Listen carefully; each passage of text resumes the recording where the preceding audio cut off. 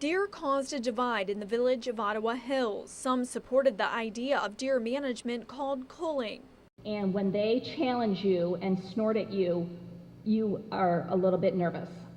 They are aggressive. They will impale you if they feel threatened. Others said they didn't agree with the plan. I think the deer herd is probably too large, but killing deer, as has been shown in the past, is really politically, economically, and biologically not the right way to go. Back in November, Ottawa Hills Village Council voted 4-2 to amend the village's existing ordinance, which banned hunting in the village. The amended ordinance allowed hunting in specific areas, but only if authorized by council and if permitted by the state. But shortly after the ordinance was approved, a group of residents gathered enough signatures to get a referendum on the ballot. Yes vote would allow this ordinance to go into effect. A no vote would would prohibit this ordinance from going into effect. A deer committee has now been formed to help residents get informed and make a definite decision about the deer. In Ottawa Hills, Jennifer Gerald, 13 ABC, Action News.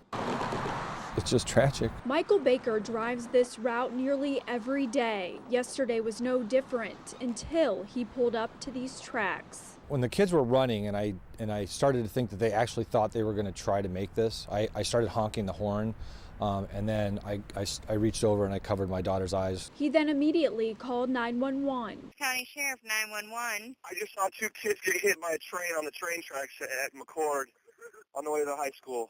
Those two kids, 15-year-old Cody Brown and 16-year-old Brianna Mullinger. Baker ran to help the teens, but first put his 11-year-old daughter on a school bus stopped near the scene. Okay, you stay on the line with me. I'm going to connect you with EMS, okay? Okay. We'll get medical over there. Madeline, I love you. It was just the moment that I realized that you never know when it's your time, and you know, we get so caught up with life that we forget what's really important. Baker doesn't know the teens or their families, but yet still feels connected. As a parent, you try to do all the things you can do to keep your kids safe and keep them out of harm, and it takes one simple act of a bad choice or a misjudgment of something that can just end it all.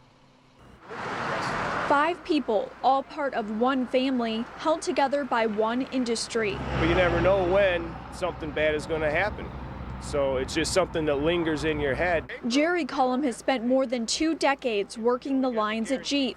It's because of that job and Chrysler tuition assistance, his oldest daughter was able to fulfill her dream of becoming a nurse. Without him working, it's just going to completely change the lifestyle that we're all accustomed to. A freshman at Lourdes College, Kayla Cullum spends her time outside the classroom working to pay the tuition her parents can't.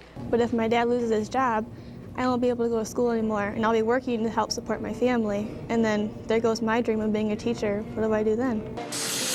High school senior Brittany Cullum wants to go to college, but with her father's future up in the air, her future's on hold. I know what I want to do, but I don't know if I'm going to be able to do it if they don't have the money to help me pay for it. A wife and a mother, Cheryl Cullum is hoping for the best, but is ready for the worst. I'm just afraid if this bailout doesn't happen, it really will be the beginning of the end for the middle class, and people like us will suffer, and we're one of millions. Millions of people who are part of millions of families held together by one industry.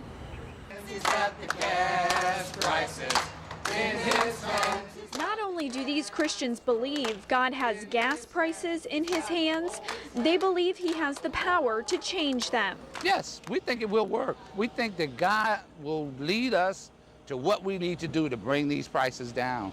Rocky Twyman founded the Pray at the Pump movement. And take us home with thee.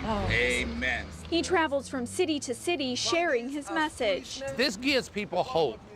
You know, because we believe that prayer is the answer to every problem in life. With clasped hands, bowed heads, and closed eyes, the group spent nearly 20 minutes praying and singing. So strong and so mighty. And so as Christians, we have something to do. We can do something. We don't have to do nothing. Pastor Fortune invited the movement to Toledo. He says he believes in the power of prayer. God's always the answer. I don't know anybody that's Christian that doesn't already think that anyway. Now we're just saying and showing that as well. But not everyone is sold. Do you think it'll work? Not really, no. No, I'm pretty positive it's not going to lower the price of gas. Either way, this group says they'll keep praying to deliver us from oil.